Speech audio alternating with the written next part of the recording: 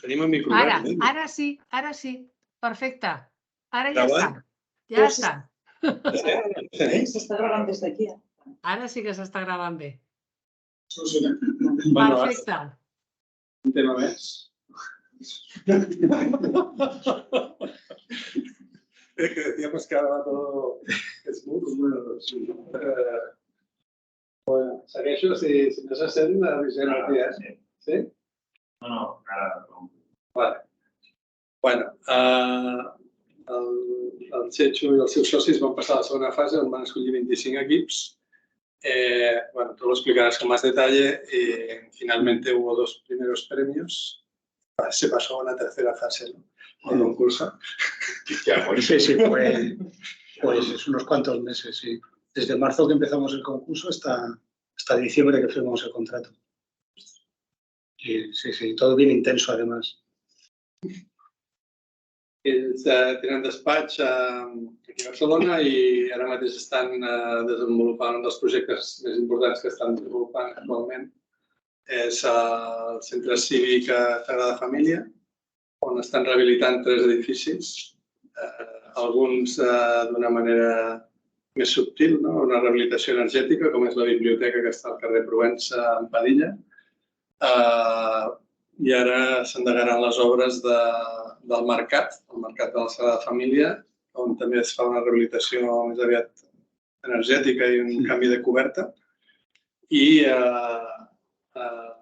el Centre Cívic, que es fa una reforma realment integral de tot l'edifici que dona al carrer Mallorca, juntament amb Flexo Arquitectura. Despatx. I amb tu. Nosaltres intentem donar un cop de mà a la façana. Bueno, benvingut, no sé, Chechu, cuando quieras. Creo que lo interesante es lo que pueda salir del debate. Gracias por venir. Gracias, Miguel. Bueno, buenas tardes. Pues eso, yo os voy a hablar del proyecto del Museo de la Bauhaus, que bueno, se inauguró en el año 2019 y es un poco lo que explicaba Miquel. Éramos Roberto Anello, éramos un despacho y Arnau y Cecilia estaban trabajando para otra oficina, pero nos juntamos para hacer este concurso. Y nada, eso fue un concurso internacional abierto, preciso para jóvenes arquitectos, aunque bueno, había de todo, porque eso, había más de 800 propuestas. Y lo que pasó es que eso, había 2 fases. La segunda fase hubo 2 primeros premios, que este fue el resultado, ¿no? Un resultado prácticamente antagónico desde el punto de vista de la forma, una cosa así como muy formalista y muy en la línea también de una parte del jurado seguramente. Y bueno, y también el que era director en ese momento, yo creo que era director de la Tate Modern, que era Chris Dercon, y era el presidente del jurado, vio bien que ocurriera esto y que también pudiera haber como un cierto debate sobre el tema de la forma en la arquitectura. Y bueno, y entonces tuvimos que llevar de esa segunda fase, luego hubo un proceso de negociación entre los 2 equipos para demostrar la solvencia con un socio local que duró como un par de meses, una cosa así, y bueno, y al final nos llevamos el encargo. Bueno, el detonante de por qué, además de por un tema simbólico que es que el año 2019 se cumplían 100 años del principio del Bauhaus como escuela. Y entonces se decidió hacer como un programa cultural en el que se iban a construir 3 edificios en las 3 sedes de la Bauhaus, en Dessau, en Weimar y en Berlín. En nuestro caso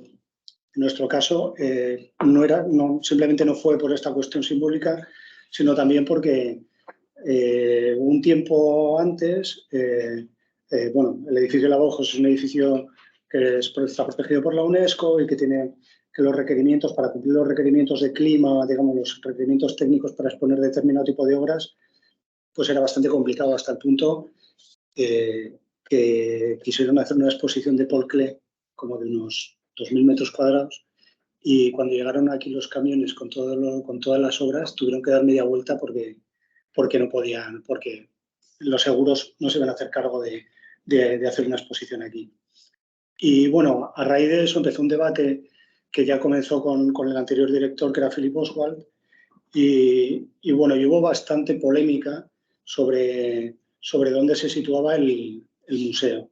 Porque, bueno, Dessau lo que tiene... Perdó. Que tinc ni que no poden seguir a classe. Que no, Es que- no escuchan, Que no poden... no se escuchan. No, espera, que buscar el vídeo. Es que me vas a terminar con esto. Hostia.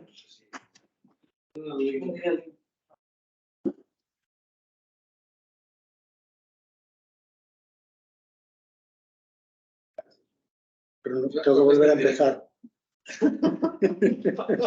Es que Con lo bien que me había salido.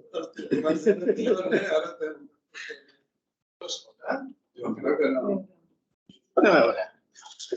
A veure, per què no m'escolta? Si està tot bé? Hola? ¿Tienes algo para probar? es que me... Ahora aquí dalt. No, però això no té res a veure.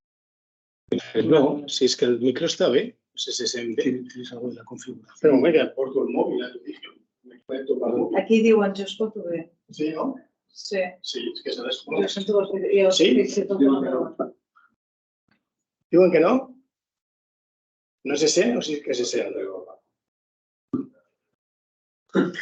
És que també hem de vigilar a qui ho està dient. Ho dic perquè hem tingut de tot tipus i de tots colors. Vull dir que també no és per res. Sí, sí, ho estan dient, eh? Sí, ja s'enteneix, no? Jo escolto bé. El El link és un altre, eh? el link és un altre. Sí, perquè jo l'he posat amb el... Els troben a l'escola 7, aquí, conferència del Hotel Museu, i aquí... Clar, s'han de ficar la classe al xat de la classe anterior el link per aquesta. Hola, Elisabet, ho acabo de fer, eh? Els he enviat uns quants cap aquí. Sí, és que l'hem posat dues vegades. Sí. Pues, a ver, esto que os explicaba, que el emplazamiento hubo un debate bastante intenso sobre si hacer el edificio nuevo cerca del edificio original de la escuela o en otro sitio. Y bueno, el problema es que Dessau es una ciudad de estas que se llamaron como shrinking cities, ciudades que se encogen, que han ido perdiendo población desde la reunificación alemana, y entonces desde el punto de vista social se estaba intentando, bueno, ya había habido como algunas estrategias como para intentar que no hubiera tanta disminución de población y que hubiera como una cierta actividad en la ciudad. Una de las cosas que se hizo fue hacer este edificio de Sauerbruch-Hutton, que es como la Agencia Federal del Ambiente, que está por aquí. Está como por aquí arriba. ¿Vale? Y entonces, bueno, y lo que ocurre es que cuando llegas a Dessau en transporte público, la estación está aquí. Y toda la parte, digamos, de patrimonial y más turística, o sea, la escuela, las casas de los maestros y todo lo demás, están en esta zona de la ciudad. Con lo cual, la gente lo que hace es se baja aquí y visita estas cosas, ¿no? Y el resto de la ciudad, pues, digamos que no se beneficia de toda la atracción que tiene el Bauhaus. Entonces, lo que finalmente se decidió es que fuera del centro de la ciudad, que es, bueno, es como por aquí, esta es la parte más antigua, y esto es lo que es el parque central de Dessau. Y se eligió este emplazamiento. Como veis, esta zona marcada en rojo. Y bueno, y la otra cuestión que tenía este emplazamiento también era que estaba cerca de la parte como más histórica, donde está, digamos, la iglesia más antigua de Dessau, y también está el ayuntamiento. Y entonces había como una relación, una conexión entre estos dos emplazamientos, a través de esta especie de centro comercial, que es una zona como que tiene como una cierta actividad. Y bueno, y también se eligió esta zona porque en esta calle, la calle que está tangente al parque, Kavalierstraße, se situaban como el teatro, el Palacio del Príncipe, bueno, como una serie de edificios y palacios y tal, y era como el eje monumental de la ciudad antes de que llegara la Segunda Guerra Mundial y lo bombardearan prácticamente entero. Y también, bueno, por una cuestión simbólica, que es porque justo más o menos en la posición donde está el edificio del museo es donde estaba la galería de retratos, que es donde se hizo la primera exposición de algunos de los maestros del trabajo de algunos maestros de la Bauhaus, que es este edificio de aquí. Estaba más o menos por aquí. Y entonces, esto es lo que hoy en día es el Parque de la Ciudad y, bueno, y surgió a partir como de incorporar todos estos espacios verdes, estos jardines que tenían estos palacios como espacio público. Y más o menos esto es un poco la imagen que tenemos hoy. Uno de los pocos edificios que se mantienen en pie después de la Segunda Guerra Mundial, que es la oficina de correos, y lo que es el parque. Y un poco también la imagen de los edificios que conforman el imaginario de Dessau, que son estos edificios de la época de la Alemania del Este, que se llaman Plattenbau, que están hechos todos con prefabricado de hormigón. Entonces, el reto que nosotros teníamos básicamente era a ver la transición, cómo conseguimos hacer un edificio que hiciera de transición entre estas dos partes de la ciudad, entre un espacio natural que era el parque y, digamos, la parte más urbana.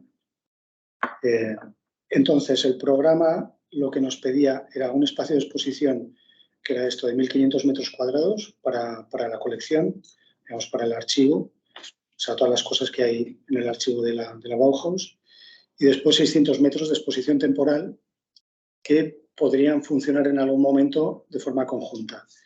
Y luego había también algo de programa administrativo, de oficinas y un programa de educación del museo, además de los típicos espacios de logística y técnicos que tienen bastante impacto en un museo, una tipología de museo.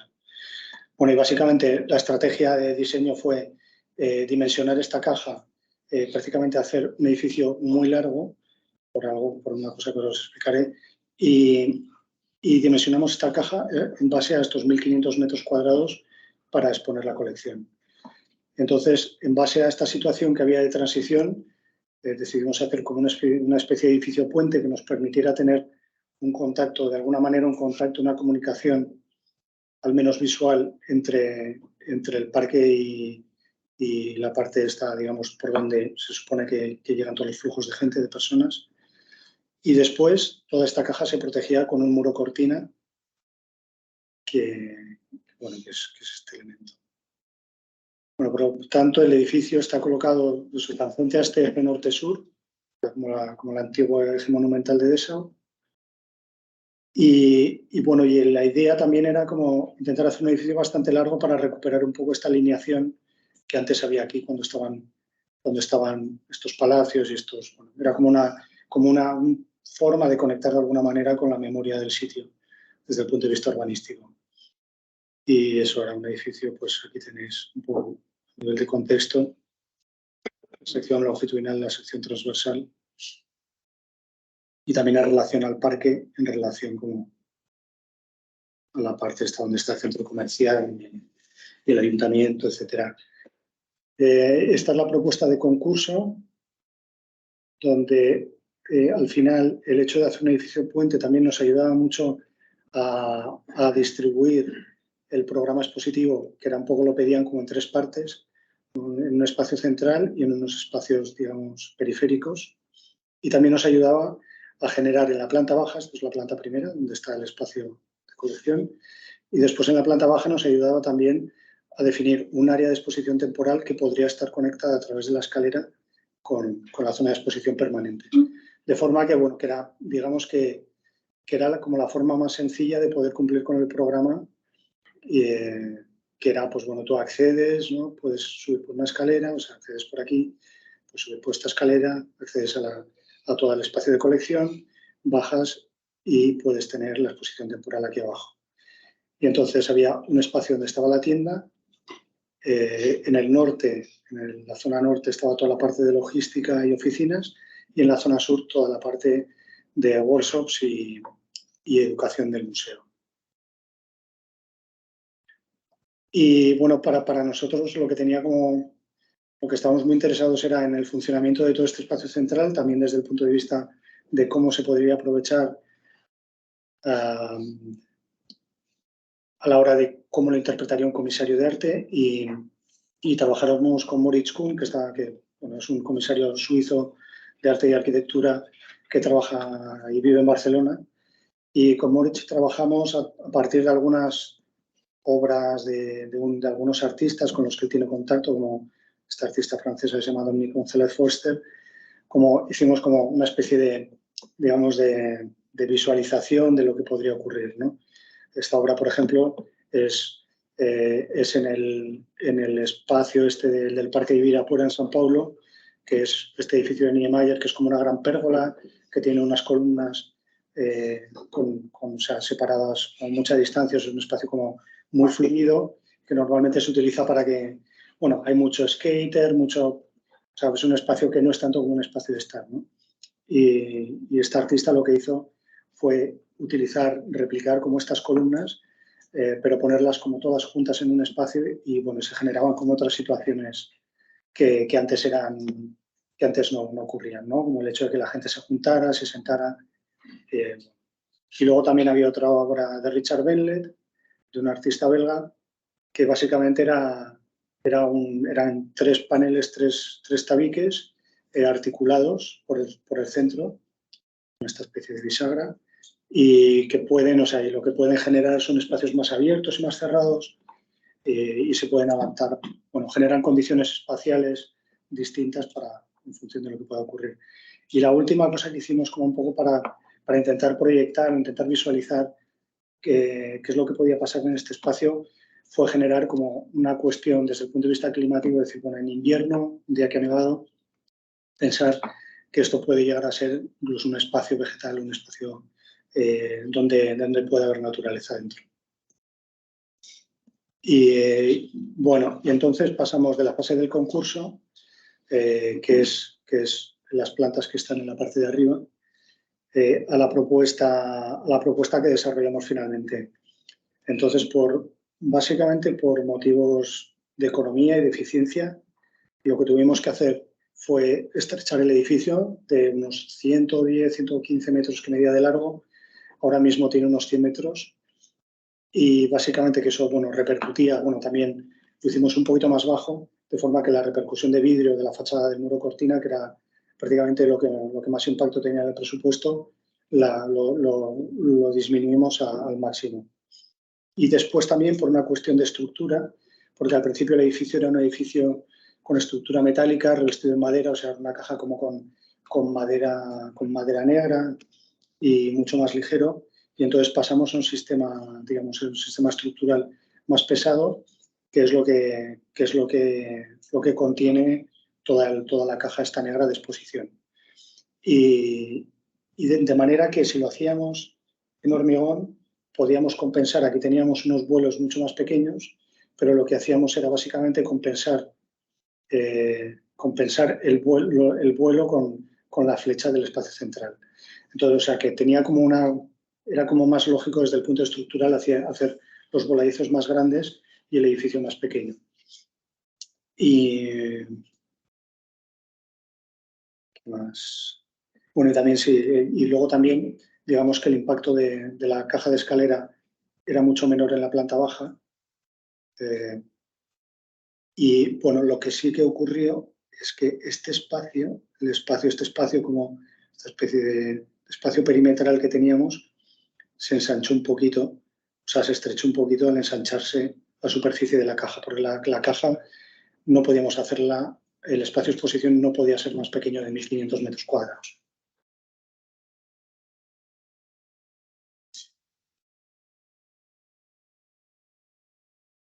Y bueno, luego apareció también un sótano, porque en el programa nos decían que con 300 metros cuadrados de instalaciones más o menos ya cumplíamos, y cuando hablamos con el ingeniero de instalaciones resulta que necesitábamos 1.000. Entonces, básicamente casi todo el sótano son instalaciones. Toda esta zona de aquí son instalaciones. Aquí está la zona de vestidores y de baño, de guardarropa. Y aquí está toda la zona digamos, para la gente que trabaja. Los vestuarios y una zona de almacén de logística de obras. Yendo a la envolvente, al final la envolvente es el módulo que escogimos era el que era más eficiente desde el punto de vista de la economía del proyecto, que nos salió un módulo de 2,10 metros de ancho por unos 2,80 de alto, y básicamente la repetición de este módulo es en lo que está basado toda la fachada.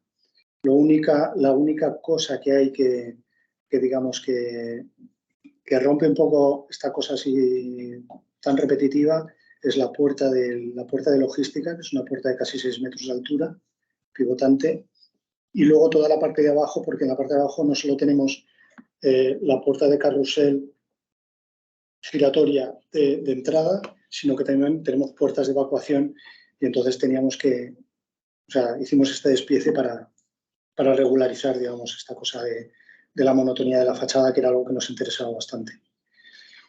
Y luego también cómo llega a las esquinas, que básicamente es un muro cortina bastante estándar. La estructura son soportes de 200 por 120 milímetros, o sea, tubo de acero normal, y después es una fachada de Raico que lleva unas tapetas por fuera y demás, pero bueno, es una cosa bastante estándar. Lo primero que hicimos fue hacer una muestra. Estos son los planos que hizo el fabricante de la muestra, y hicimos, bueno, una puerta, la esquina donde se ve esta cosa que había aquí, ¿no? Que los vidrios al final, lo que hacíamos también por una cuestión positiva de la fachada, no acabábamos con un apoyo al final, sino que lo dejábamos, digamos, que los dos vidrios se encontraran en la esquina, de forma que pareciera como si el edificio también pudiera crecer o decrecer. Nos parecía que era una forma más interesante de hacer acabar el edificio. Y entonces hicimos esta muestra con un tramo sin esquina y también con el remate de arriba, que era también otra cosa bastante importante de la composición de la fachada, conseguir que el remate fuera el mínimo posible. Este es el tipo de vidrio que se utilizó, que era un vidrio con doble cámara, es un vidrio triple, es un vidrio templado en la cara exterior, termoendurecido en la zona central y vidrio flotado en el interior. Entonces, en la cara, digamos, en la cara 2, que sería esta de aquí, tenemos por cuestiones de cumplir con la normativa energética, tuvimos que hacer varias cosas. Bueno, una de ellas era tratar el vidrio con una serigrafía que va sobre esa capa, sobre la segunda capa, digamos, sobre la cara interior del primer vidrio, que es una serigrafía con un punteado de color gris oscuro. Y después una cosa bastante, bueno, que fue un poco complicada al principio, porque de hecho el edificio, la fachada estaba totalmente acabada, y entonces resulta que hay una parte, es una recomendación, pero no es normativo, es el tema de la protección de las aves. Y tenemos que incorporarlo de alguna manera. Entonces tuvimos que hacer, es una especie de butiral que va por fuera, es un butiral, ¿no? Es un butiral, es un vinilo, perdón. Es un vinilo, son unos vinilos que están como separados unos 12 centímetros, son unas tiras verticales que son para evitar que los pájaros, bueno, en principio vino un especialista que bueno, casi una persona que sabía cómo ven los pájaros, ¿no? Porque él decía, no, bueno, veía las trazas de cuando un pájaro se daba contra la fachada, ¿no? Pero bueno, como que este sistema, había como varios sistemas, varios tipos de, digamos, de dibujo, que eran los que hacían que los pájaros vieran que eso era una fachada y que no podían pasar, ¿no? Que es el problema que hay con los edificios de vidrio. Entonces, al final decidimos por esta solución, que nos parecía que es la que podía, no sé si se ve muy bien, sí se ve, que es la que podía encajar un poco mejor. Según este especialista, el color que detectan antes es un naranja. De hecho, era como este color que hay aquí. Podría haber llegado a ser naranja todo esto.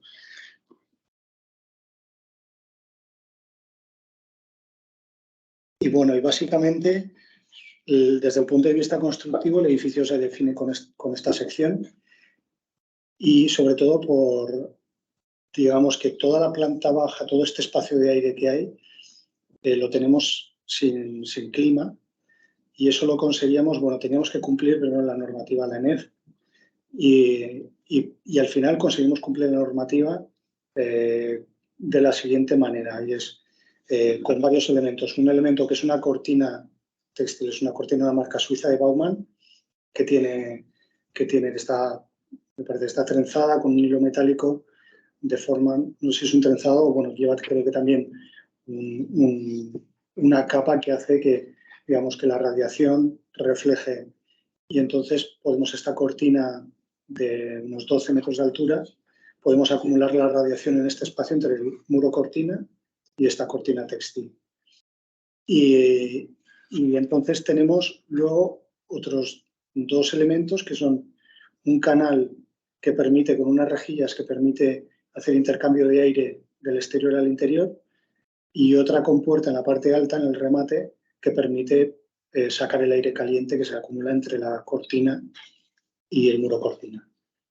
Es una imagen de esta cortina cuando está colocada, digamos, en los momentos que hay bastante radiación, automáticamente se corren las cortinas y se pone delante de la fachada, y es un tipo de cortina que permite ver a través desde el interior. Este es la parte de este canal que permite hacer el intercambio desde el exterior al interior, que tiene esta compuerta. Y bueno, también desde el punto de vista de controlar también la temperatura, el intercambio de temperatura, también hay unos convectores. Y en la parte alta tenemos este elemento que permite sacar el aire. Bueno, y aquí también ves la cortina, las vías están incorporadas en el voladizo. O sea, es una caja de hormigón con un elemento en voladizo y una especie como de pérgola perimetral, de cornisa, y las cortinas que van en este punto. Una imagen del momento con la estructura de la fachada donde se ven todos estos espacios, el espacio donde van a ir las compuertas arriba y el espacio de las compuertas en la parte del suelo,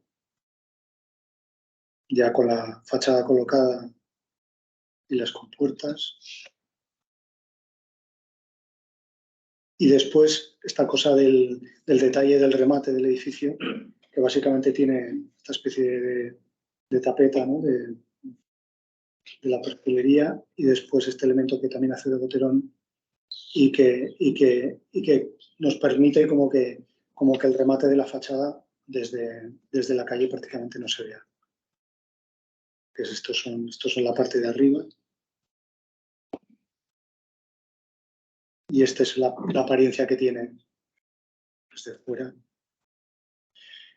Entonces aquí el gran tema era que, claro, teníamos un elemento, una caja de hormigón que responde a unos movimientos, digamos, que es sensible a los cambios ambientales y tal de una manera, y una fachada de vidrio, otro material muy diferente, que responde de una manera también muy diferente, ¿no? Entonces, claro, hay unos espacios en donde se tocan estos dos elementos, estos sistemas, y ahí entonces es donde está toda la complejidad desde el punto de vista, digamos, constructivo, que es donde tuvimos que hacer como soluciones ad hoc para esto, ¿no? Porque normalmente en Alemania es bastante complicado, o sea, todos los productos llevan su certificación, o sea, toda la gente que esté involucrada es bastante reacia a utilizar cosas que sean inventos o cosas que no estén certificadas. Y bueno, y ahí tuvimos que lidiar un poco con todas las partes implicadas para poder hacer algunas de las soluciones que os voy a enseñar. Y básicamente lo que teníamos es que la caja de hormigón, la caja donde está toda la colección, tiene como esta deformación. Primero es la deformación, digamos, que tiene cuando se acaba de construir, cuando se quitan todos los puntales, y después tiene también una deformación diferida. Y más o menos, si mal no recuerdo, aquí eran 12 centímetros. 8 centímetros que podía ser en diferido, me parece, y 2 centímetros, no, eran 6 más 2, que eran los 2 centímetros que puede asentar el edificio, que es esto de aquí, más los 6 centímetros de flecha diferida, más los 4 centímetros, que es lo que puede bajar cuando quitamos todo el apuntalamiento. Y entonces aparecen estos puntos de contacto, que son estos de aquí, entre unos materiales y otros. Para solucionar el primer punto de contacto entre la fachada de vidrio y, digamos, la parte alta de la caja, lo que tenemos es este elemento de aquí, que es un apoyo deslizante, o sea, permite que si baja se deslice por aquí.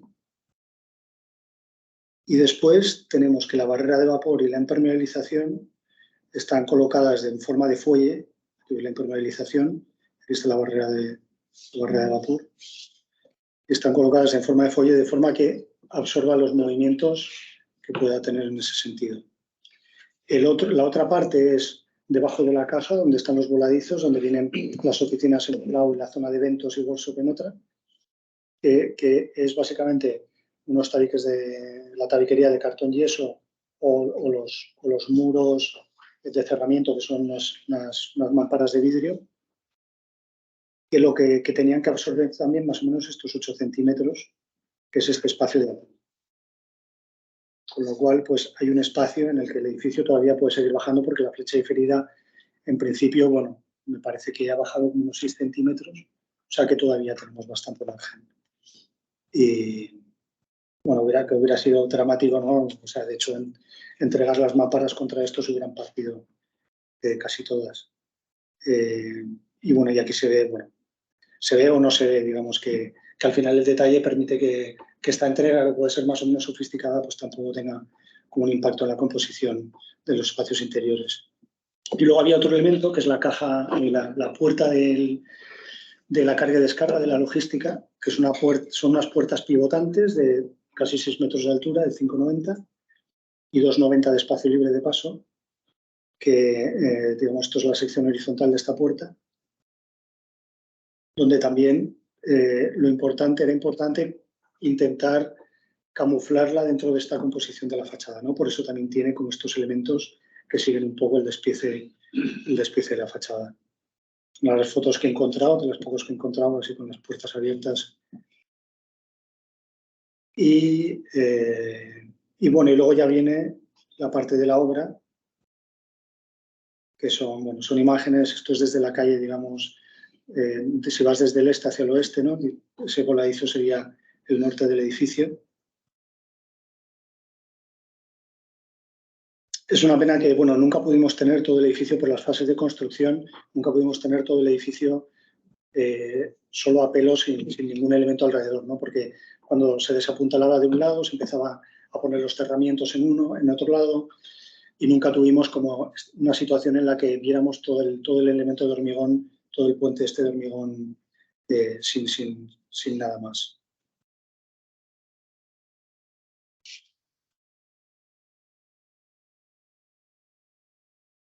Bueno, desde el punto de vista constructivo también había un tema, que es que todas estas vigas eran prefabricadas y, claro, y había que prever todos los pasos de instalaciones, que eran bastantes. Y eso fue también un tema que nos dio bastantes dolores de cabeza. Pero bueno, al final no hubo ningún problema. Aquí veis algunos de estos pasos.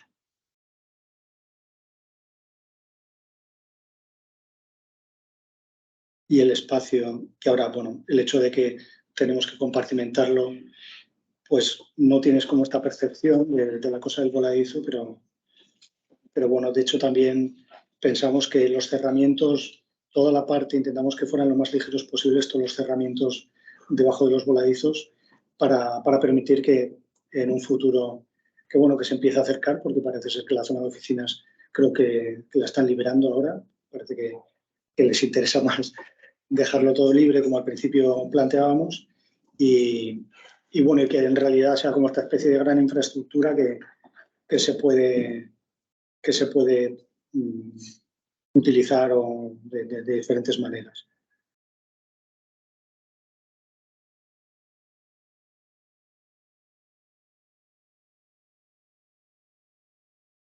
El espacio central de la sala de exposición de la planta primera, y la fotografía esta de la planta baja vacía. Vale, entonces, como curiosidad también, una cuestión que nos interesaba, cuáles eran las expectativas que nosotros teníamos respecto a las referencias que utilizamos en el concurso, porque utilizamos muchas fotografías, referencias de artistas, cosas así, había cosas muy visuales, o sea, no trabajamos nada en maquetas, solo trabajamos digamos, todo con renders y cosas así, con fotografías. Y entonces era pensar, bueno, qué cosas tenía el edificio luego a posteriori, ¿no? Que tenían que ver pues, con esta cosa. Primero, la fotografía esta de Louis Balch, este fotógrafo americano que retrató como paisajes industriales en la zona de California y el impacto que tienen sobre la naturaleza, sobre un entorno determinado. El tema del imaginario del muro cortina, de estos edificios. Este es un edificio de Albert Kahn, que Albert Kahn fue uno de los... en su momento fue el despacho de arquitectura más grande que había, que es el que era porque él hacía todos los edificios industriales para la Chrysler y para Ford y todas estas, bueno, se hinchó a hacer edificios de estos enormes y la verdad que sus edificios son muy, muy, muy interesantes. Y entonces encontramos alguna imagen de estas de edificios de Albert Kahn. Nos interesaba mucho esta cosa del imaginario de la industria, pero como una cosa fantástica, del muro cortina y tal. Luego también esta foto de Bas Prinsen, de un elemento de infraestructural como muy pesado, que tendría que ver con la caja negra, o como la cosa estas del pabellón de exposiciones o el gran hall, que permite como tener cualquier tipo de objeto o de elemento dentro, que sería un poco lo que pasa un poco en la planta baja, en donde conviven todo tipo de cosas, ¿no? Luego también la idea de que desde dentro tengas una vista de la ciudad, o sea que el edificio también es como un expositor del espacio público, sería esto, o la condición como de un elemento que en determinados momentos del día, o en este caso en la noche, iluminado también tiene un impacto en el espacio público. Y una de las cosas que también más nos interesaba, y seguramente es la referencia más directa al tipo de arquitectura que queríamos hacer, es este edificio de Lina Bobardi en San Pablo, que es el Museo de Arte Moderno, que básicamente es una caja de vidrio que está soportada por esta estructura de hormigón. Y lo más interesante que tiene, bueno, seguramente es mucho más pertinente en Brasil, gracias al clima que tienen, ¿no? De tener como un espacio libre donde pasan muchas cosas, como un mercado, etcétera. En nuestro caso, a veces decimos que el edificio que hicimos era un MASPI, el edificio este de San Paulo, pero con gabardina, con un elemento como jardín de invierno, ¿no? Un elemento que ayuda a protegerlo del clima. Y también era esto, ¿no? Momentos de cómo todo esto se podía activar. Esto fue antes de que se inaugurara el edificio, que hubo como jornadas de puertas abiertas y se hacían actividades en este espacio central. O un festival que organizó la Fundación Bauhaus Dessau, que se llamaba Arquitectura Radical, donde invitaron, por ejemplo, bueno, aquí está Jürgen Mayer dando una conferencia, invitaron a varios arquitectos, muchos de ellos jóvenes, bueno, en este caso a Frida Escobedo, que hizo una cama, ¿no? Como un espacio de convivencia, etcétera. Y nos pareció como un momento muy, muy, muy chulo. Y luego la cosa más formal, ¿no? Con Angela Merkel el día de la inauguración. Contenido, pues aquí este sería un poco cómo está, bueno, cuáles son los dispositivos que se han utilizado en la zona de exposición, que no los hicimos nosotros, los hizo una empresa que se llama Chess Bytes, que son especialistas en museología y cosas, y en hacer displays y cosas de estas, y la verdad que hicieron un trabajo muy, muy, muy guay. Hay como un elemento central, ¿no? Por ejemplo, este que se llama Museum as Factory, este de aquí, que tiene como, bueno, puedes sacar, o sea, hay elementos, o sea, tiene como cajones verticales que los puedes manipular y puedes bueno, es como una especie de elemento mueble que tiene un poco que ver también con el contenido, por lo menos el que hay ahora, ¿no? Con cosas del espacio doméstico, sobre lo que es practicable y perfectible y todas estas cosas, ¿no? Y luego también era bastante chulo estas cosas de las mesas. Son unas mesas que tenían como dos lados y era un tema del diálogo entre los maestros y los que habían sido alumnos de ellos. Y había como una especie de confrontación entre el trabajo de los estudiantes y el trabajo de los maestros. Y lo que hay es en los extremos, que son bueno, pues unos dispositivos un poco más diferentes y que tienen que ver más con el tipo de obra que hay, que por ejemplo son los disfraces de Schlema o todas estas cosas de Moholy-Nagy, que eran móviles y todas estas cosas. Y después en la planta baja es un poco más especial en el sentido de hay una parte de oficinas, ¿no? De oficinas y logística, que es la zona norte, y la zona sur, que es para eventos y educación del museo, que también es como este gran espacio que se puede compartimentar con un sistema de tabiques móviles, se puede compartimentar y tal. Y después, ¿cómo se ocupa toda la planta baja? Que básicamente esto es la tienda, o sea, al final nos interesaba que fueran como elementos, como muebles, cosas que no estuvieran integradas en lo que era el edificio, sino que fueran como elementos accesorios, que eso sí que lo diseñamos nosotros, y también pues los elementos de la tienda, que al final es una mampara, una serie de mesas, o sea, son elementos como muy sencillos y que también tienen que ver un poco con una cosa que viene un poco de Moritz, del comisario suizo, sobre hacer una interpretación de lo que decía Mies del menos es más, ¿no? Pero en la época del menos, ¿no? De la precariedad. Entonces tiene un poco que ver con la utilización de sistemas industriales, de catálogo, baratos, ¿no? Para poder hacer los muebles. Y en la planta baja lo que hay, que está dedicado como a otro tipo de arte, bueno, va cambiando, y lo primero que se instaló era este elemento, que es una especie de anfiteatro, estructura, como foro, bueno, que es una escultura, pero al mismo tiempo es un espacio como de interacción. Y después había lo que se llama el Kunstanbau, o el arte en el edificio, que es una cosa que se hace en Alemania, que es que una parte del dinero, en el caso de obras públicas, está destinado a que haya una obra artística y se hace un concurso para eso. Y es este elemento, ¿no? Es un concurso que se hizo en el que participaron una serie de artistas, y luego esta artista americana que se llama Lucy Raven, y lo que hizo fue una interpretación de una cosa de Albers, de Joseph Albers, de uno de los maestros de la Bauhaus. Joseph Albers, casi todo su trabajo tiene que ver al final con cuestiones de la interacción del color. O sea, al final, no sé si habéis visto alguna obra de Albers, pero son unos cuadros y suele ser una pieza rectangular o cuadrada de color, con otro color delante, ¿no? Y se dedicó a hacer variaciones de todos estos cuadrados superpuestos durante toda su vida, ¿no? Y le interesaba mucho la cuestión de la percepción psicológica de un color sobre otro, ¿no? Cómo cambia la percepción cuando vemos, depende qué color sobre otro color. Bueno, entonces, toda esa idea sobre la interacción del color, cómo percibimos los colores cuando se superponen, tienen que ver con esta obra. Entonces, básicamente eran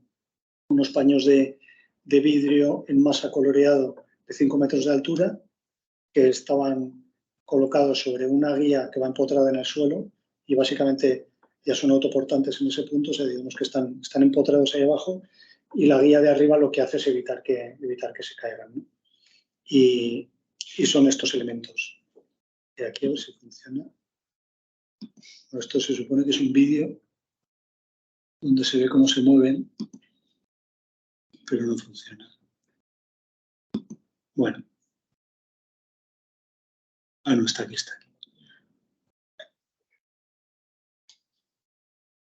Con una mano directamente.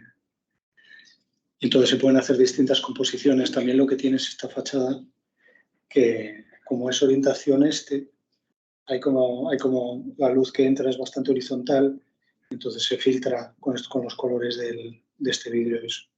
En momentos bastante chulos. Y luego esta instalación, que es lo último que se hizo, que es una reconstrucción de uno de los escenarios de un escenógrafo suizo que se hizo en un teatro en Dresde a principios del siglo XX, bueno, en la época de la fundación de la Bauhaus. Y bueno, y normalmente sí que tienen en el programa y en las cosas que les interesan tienen que ver con el movimiento y normalmente han sido siempre instalaciones donde coreógrafos y gente que tiene que ver con el mundo de la danza pues interactúan con las piezas. Y al final lo que he hecho ha sido recopilar, he ido más rápido de lo que pensaba, he recopilado una serie de fotografías bueno, esto lo han fotografiado 4 fotógrafos. Thomas Meyer lo contrató la Bauhaus, Maxime Delvaux lo contratamos nosotros y después, digamos que liamos de alguna manera a otros 2 fotógrafos que son Joachim Braun y Valentina Seidel, que ellos nos ayudaron a hacer una publicación, una especie de libro de artista, que es una caja que tiene que ver con la documentación del proceso de construcción del edificio, y lo hicimos con Moritz Kuhn y después a Max Creasy. Entonces, voy a pasar las imágenes, igual comento alguna cosa así puntualmente, pero tampoco, prefiero que hablen por sí solas. Y también con esta cuestión, justo cuando he llegado, estaba Jordi hablando de la apariencia del vidrio, de estas cuestiones de reflexión y tal, en función de los diferentes momentos. Entonces, también yo creo que está bien para ver, en este caso, este vidrio en concreto, con todas estas situaciones cambiantes, ambientales, cómo se percibe. También y filtrado, evidentemente, por el ojo del fotógrafo.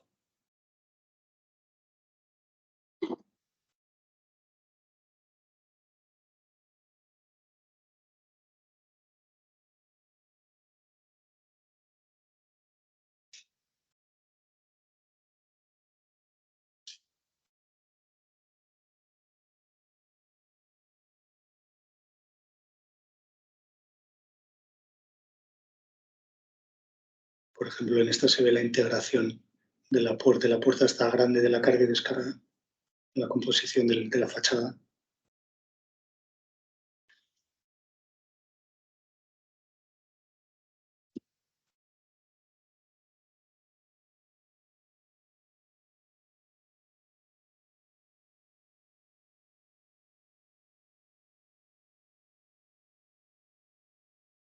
También tiene una cosa, la cuestión de la reflexión, bueno, también digamos desde el punto de vista formal, que al final Dessau es una ciudad construida pues, con estos edificios de prefabricados de hormigón y, digamos, construcción como seriada.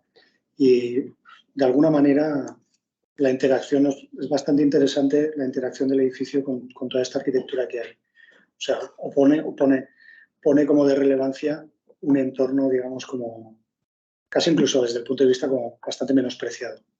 Y nos parece interesante, que es algo, yo creo que es una cuestión como cultural de Alemania, que hay en muchas ciudades de Alemania, ¿no? Que nos parecía que podía estar bien.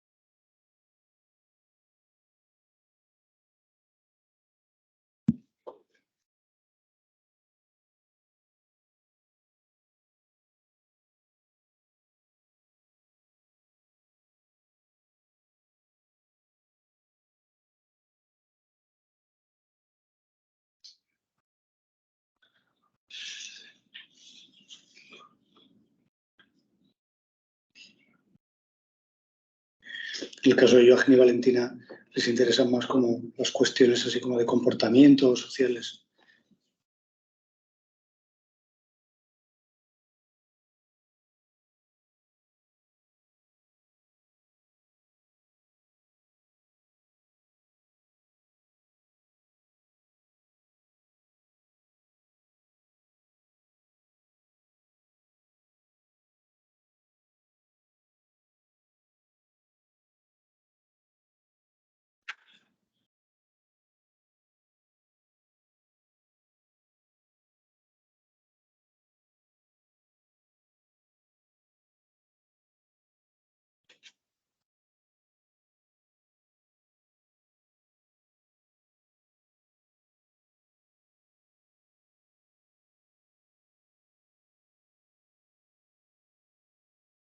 Y Max se centró más en esta cosa de la reflexión del entorno en la fachada.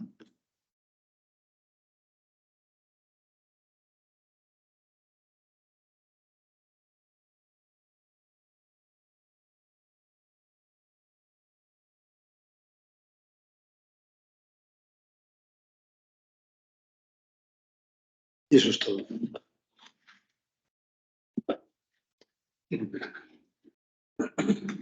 Bueno, si queréis preguntar alguna cosa.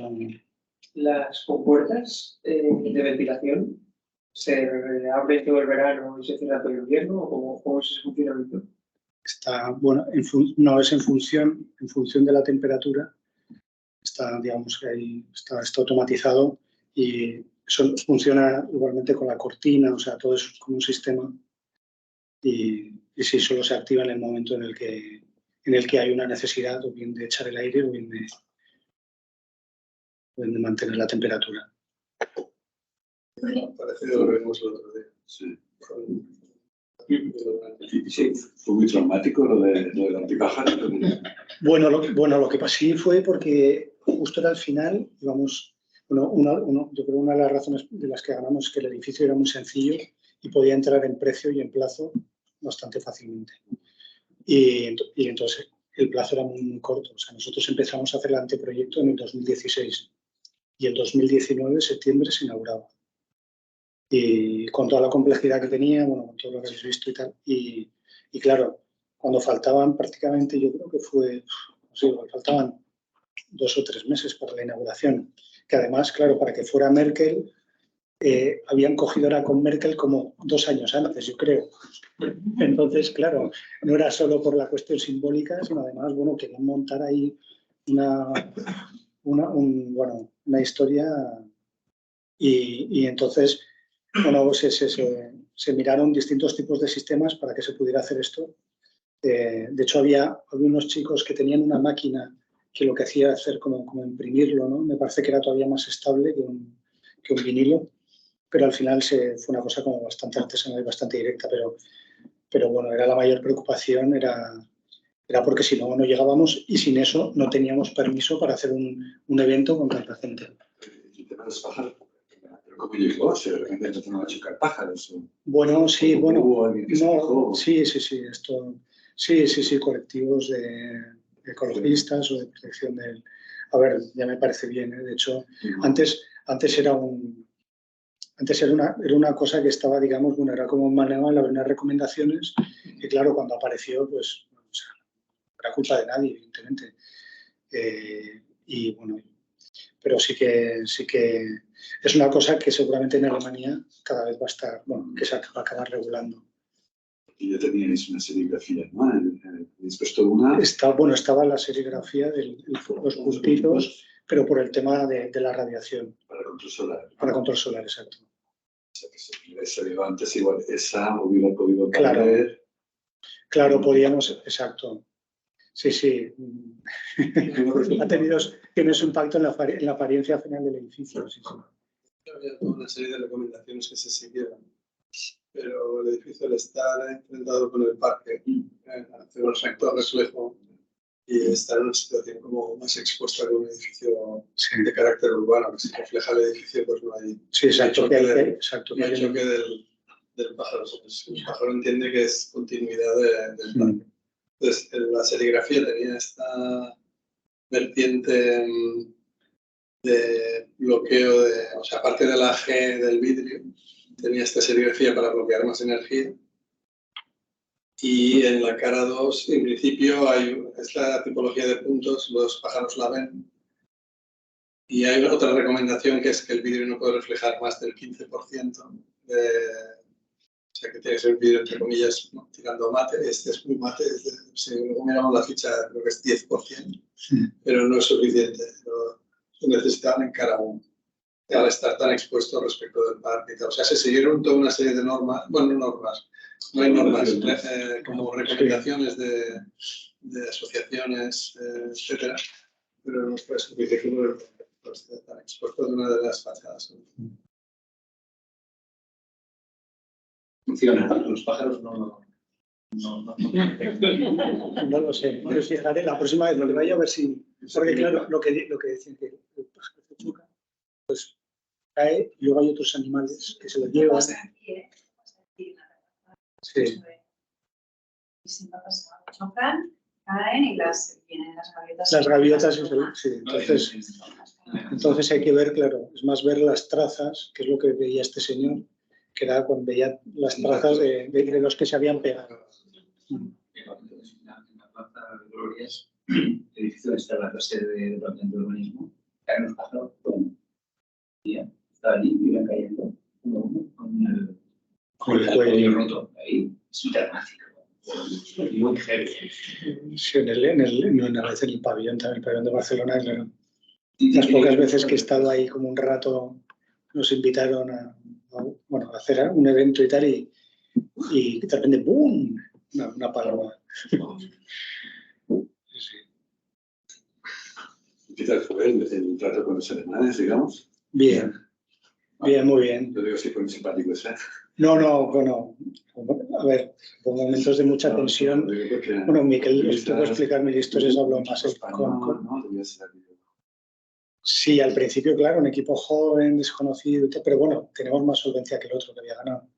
Porque nosotros sí habíamos hecho cosas, habíamos construido, tenemos una cierta solvencia. Luego estaba un señor que se llama Frank Assmann, que es el responsable de construcción de la Bauhaus, y él estaba por encima de... O sea, él estaba supervisado absolutamente todo. O sea, todo tenía que pasar por él. Pero sí, ¿no? O sea, esta cuestión de la organización y todo eso da gusto. O sea, el anteproyecto, o sea, tuvimos unos tiempos de anteproyecto muy largos. O sea, yo creo que estuvimos como 6 meses haciendo anteproyecto. Pero claro, anteproyecto con presupuestando el edificio, testando cosas, o sea, a nivel dimensional. O sea, ya llegamos al anteproyecto definido con bastante seguridad para poder desarrollar. Y después, bueno, para poder cumplir con los plazos, yo creo que hubo como, si mal no recuerdo, creo que eran como 30 empresas licitadoras. O sea, hubo 30 paquetes. O sea, se va licitando por lotes. Se le licitaba por lotes. Entonces, le licitábamos la obra en bruto, que es toda la parte de hormigón. Mientras se ejecutaba la obra en bruto, nosotros estábamos con la fachada o estábamos con otras fases, ¿no? Con lo cual se podía solapar el proceso de proyecto con la obra. Pero claro, eso exige como una coordinación y es un proceso bastante más intenso. Una dedicación absoluta. Dedicación total, sí. ¿Y había una persona exclusiva de coordinación de estos lotes? Bueno, en realidad nosotros somos los que... Bueno, una cosa es la coordinación, digamos, de la parte administrativa, eso lo hacía nuestro socio local, pero digamos que la coordinación de planificación y dimensional es responsabilidad nuestra. Que también asumíais el papel de director de obra. O sea, sí. Sí, no. O sea, nosotros teníamos que estar al principio una vez a la semana y más adelante ya 2 veces a la semana. Pero sí, a nivel de responsabilidad, de hecho, igual uno de los momentos más tensos fue al principio, antes de firmar el contrato, que nos querían hacer firmar una cláusula que era muy general y que quizás en Alemania es algo habitual, pero que nos hacía responsables, o sea, parecía como que cualquier cosa podemos ser responsables de eso, ¿no? Entonces, nuestro abogado alemán dijo que, bueno, tuvo que hablar con el abogado del cliente y hasta 20 minutos antes, o sea, tenía que enviarnos un fax, el abogado, tenía que enviar un fax al cliente y 20 minutos faltaban para que expirara el plazo y todavía no sabía, o sea, nos llegó como 20-15 minutos antes. Y fue como decir, bueno, vamos a perder el encargo por los abogados, sí.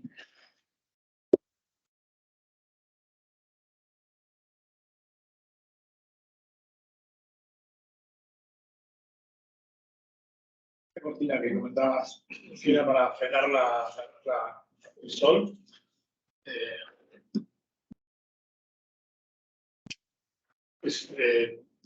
No permite la radiación al interior en el 100%, imagínamelo. Dejará pasar un poco de... No, refleja parte de la radiación, refleja una parte, otra parte pasa dentro. Una parte pasa. Sí. Climatización. Sí, no, en la planta baja solo tenemos clima. En la zona, digamos, donde va la exposición temporal, que en realidad de momento no se ha utilizado, que es... Está colocada en este y oeste. Sí, este oeste son las fachadas largas. Solo tienes cortinas en un lado. Cuando está, no, Vale. cuando está descartada en un lado, en el otro está libre. Porque está. Digamos que esta zona de aquí, en planta baja, es la que está conectada con... Es la que tiene como un sistema de aire en caso de que se haga una exposición que se tenga que cerrar y que tenga que cumplir, claro. Lo que pasa en el museo es que los requerimientos, la tolerancia de variación de temperatura y humedad es muy baja. O sea, solo es como un par de grados, con lo cual, para determinado tipo de cosas, por eso el hecho de tener la caja negra arriba. Y en este espacio, que aunque digamos que conceptualmente está pensado para otro tipo de obras, en el momento que se tenga que hacer la exposición famosa de Paul Klee, pues habrá que cerrarlo, supongo que... Y se pone el clima que está aquí. De todas maneras, es un espacio que está como está activado. ¿No? Sí, eso no lo he dicho. Sí. Bueno, con este tipo de clima es bastante eficaz, ¿no? Sí, aquí hay si veis hay todos unos puntitos, unos tubos, que no es un suelo radiante. En la planta alta sí tiene un suelo radiante, pero en la planta de abajo está toda la losa, está activada, lo que dice Miquel, que está conectado al freático, al agua de freático, pero bueno, no se reaprovecha. Me parece que pero bueno, lo que se utiliza es el agua freática para compensar, digamos, la temperatura de las ganancias y pérdidas de la losa. Y eso hace que también que el gradiente térmico igual es menor, ¿no? Y el detalle de la compuerta, el detalle inferior de la compuerta, ¿me puedes explicar un poco más? El detalle inferior. Sí, bueno, el exterior.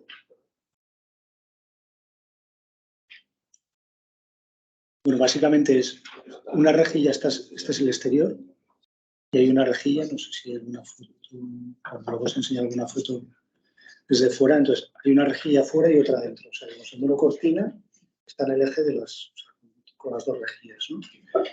Y básicamente lo que hay es este elemento, que es pivotante, que permite intercambiar el aire. Y hay este elemento que ayuda, en el caso de que el aire sea muy frío, pues ayuda a calentar el aire que pasa por aquí dentro. Y desde el exterior no entra agua en la... No debería. No. No debería. No, el exterior está más bajo. Sí, exacto. Si entra agua... Los 15 centímetros que tiene Sí. que Entra agua, aquí tener. está, exacto. 20 aquí, pero creo que es un 15. No me acuerdo. Parece más. Yo creo que hay más de 20. Sí. Aparte esa ficha del vídeo, que habíamos hablado de La ficha bien. Sí, la he puesto por eso, porque... la ficha de Comidilla. Traduce. Decías el que si era mate, ¿no? Sí, es una G22%, pero está combinada con la... O sea, el vídeo igual tiene 40, pero está combinada con la serigrafía de la cara 2. Es de un 30%, ¿lo veis? Ahí es de grau a 60-30%. Sí, la estoy utilizando. Vale. Una UV, ¿no? Una resolución. Sí, la admitancia es 0,5, es a tope, todo a tope para que pudiera cumplir. Pero claro, Se le grita lo como. pero el de fuera es templado por dos razones, ¿no? Una porque va serigrafiado, y el serigrafiado tiene que ir templado. Y luego, bueno, en Centro Europa es bastante usual templar de fuera por la cuestión del choque térmico. El vidrio puede estar muy frío por la mañana y si le da el sol en solo una parte se puede partir el vidrio. Entonces, normalmente fuera se templa y se lamina fuera y dentro y allí se suele templar el de fuera. Y el templado queda, en algunas de las imágenes lo veis, da como una cierta vibración de la imagen. Vale, eso es por el templado. Sí.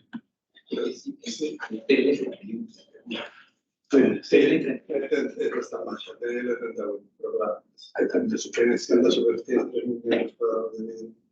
Y si no lo haces templado, lo puedes hacer. La reflexión hacia afuera es un 15. Este creo que no fue el último vídeo que hicimos. Sí.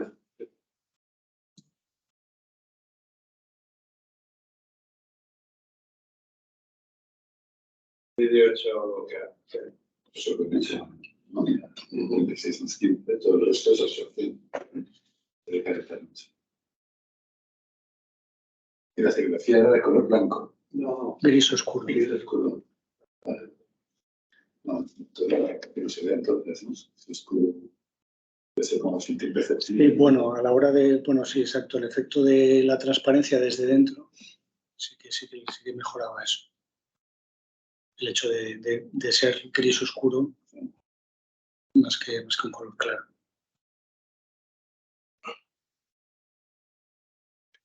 y no es un tema de la ganancia térmica. Pero si no hubiera sido una tema más alta.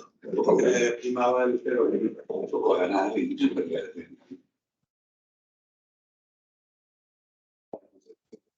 Una pregunta a nivell compositiu, pel que comentes, Sí, entenc, pel que veig, és com una capsa que reflecteix tot l'entorn i en canvi de dintre sí que busca aquesta vista de la ciutat, aquesta transparència. sí. Per tant, entenc que els vidres els has escollit una mica buscant això, no?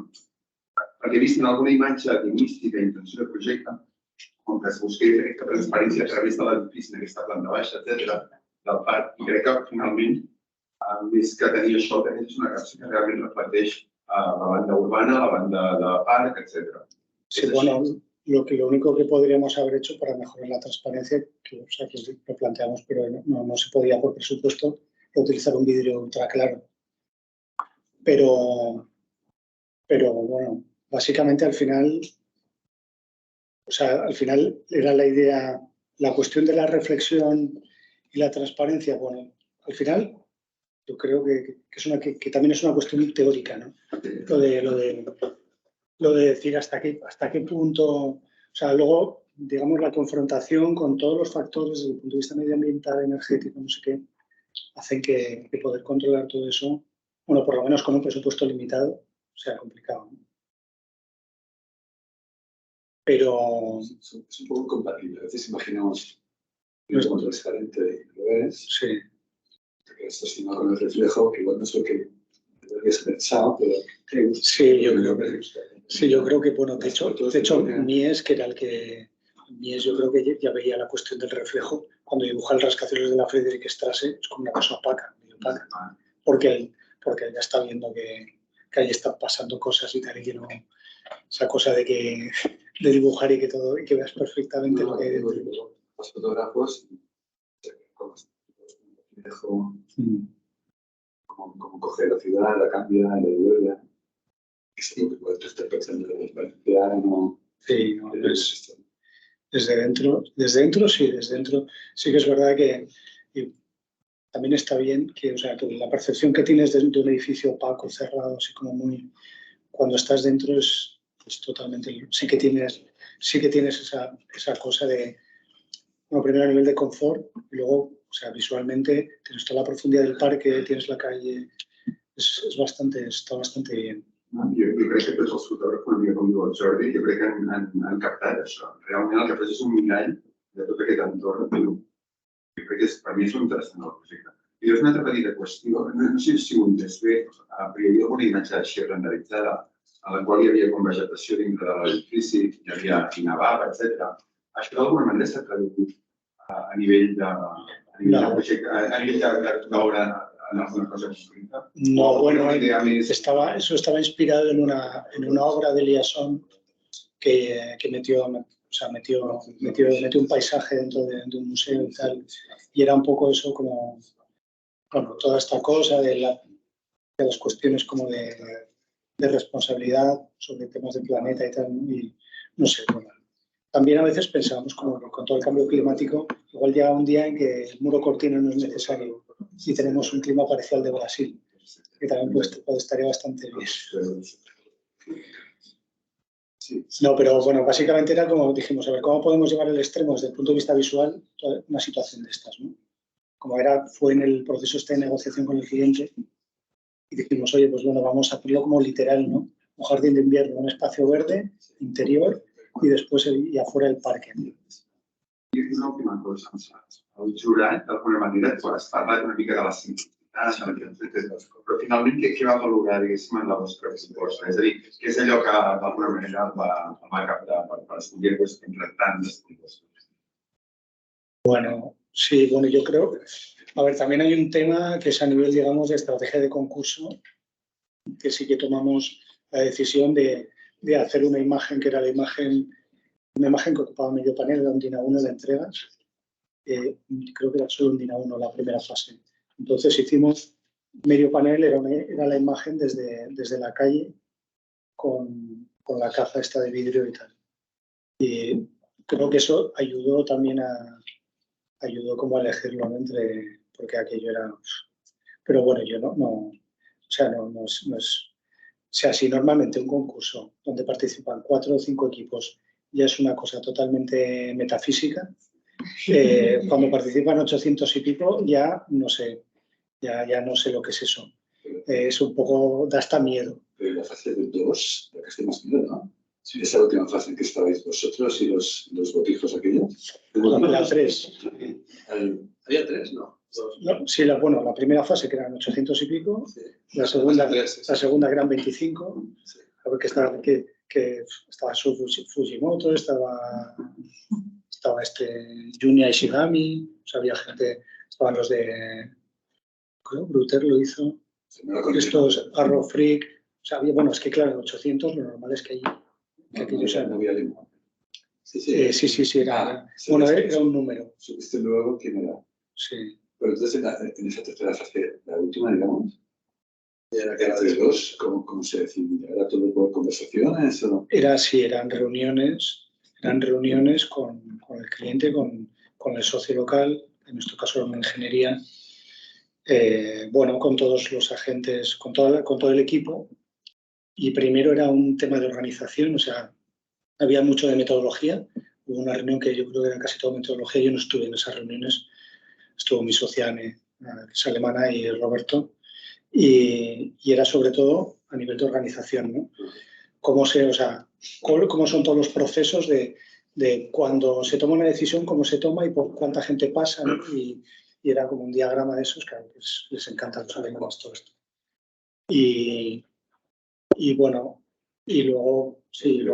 evidentemente el proyecto... Yo creo que eran totalmente antagónicos como para tomar la decisión. A ver, yo casi creo que había más gente que quería que se hiciera el otro. O sea, desde el punto de vista de lo público, ¿eh? Porque se hizo un evento en el Teatro de la Ciudad y yo creo que esperaban, y desde el punto de vista político también esperaban como una cosa de dar espectáculo. O sea, un poco un efecto Guggenheim, una cosa de estas. O sea, de utilizar la arquitectura como una herramienta política de difusión y no sé qué. Y también es verdad que la ciudad tiene esa necesidad, ¿no? Desde el punto de vista turístico, por el centro de la ciudad. Pero es que creo que era complicado. Tampoco, yo creo que, no sé, tampoco tenían muy claro el otro equipo, yo creo, cómo hacerlo. Seguramente ahora, igual, con la tecnología de ahora, igual hubiera sido más fácil. Pero, o sea, bueno, que no pasó tanto tiempo, que son 8 años, pero 7 años.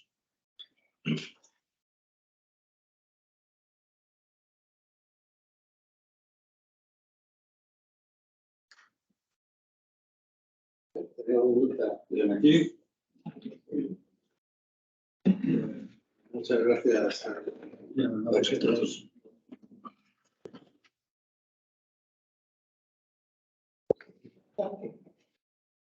Entonces, lo mismo lo visteis en la parte de la proyecto, casi. ¿El? Poca al respecto. No, esto ya era más adelante, sí. Porque primero hay quienes había, creo que ya licitamos con la empresa de fachada. Serán los actores de mercado.